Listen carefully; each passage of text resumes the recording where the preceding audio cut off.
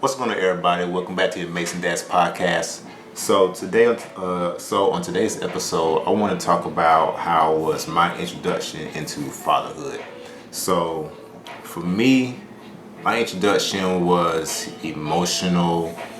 It was scary, and it gave me a higher sense of responsibility.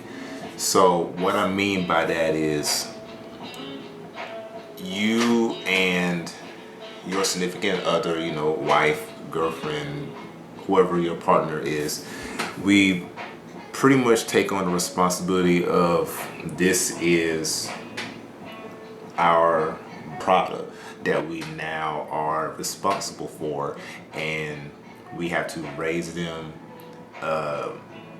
take care of them, provide for them, nurture them, and prepare them for the world.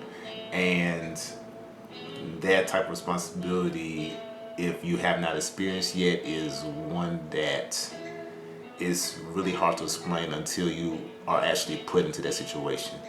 You have a sense of unconditional love for this little thing that you have now in your hands, and it was an experience that I wouldn't trade for anything, because now it's pretty much like this is going to be your successor, and this is pretty much the next person that's pretty much going to carry on your the family name, or this is pretty much going to be the one that's going to represent you outside of what you are able to do yourself.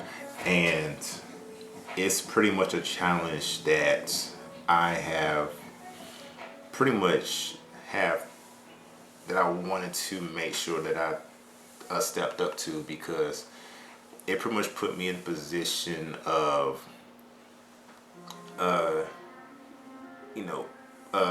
telling me like what type of person that I am. And I just know that from what my wife sees, and my family and friends that are really close to me, they see and they know the effort I put into raising my children. So just a small thing about me myself. I have 4 kids myself. My wife, she had a son before we got together, and I've known him since he was 2, so he's pretty much my son anyway. So, and we together had next boy, and we also have 2 more girls after that. So in total, we have 4. We're 4 deep, and we're done. We're not having no more kids. The shop is closed. It will not be up for repairs. There will be no remodeling of any sort. So we are done with 4, and that's it. So the adjustment for me just me in particular, of being a father, it pushed me to want to provide more, not just for my sons and daughters. It pretty much wanted me to push me to provide even more for my family.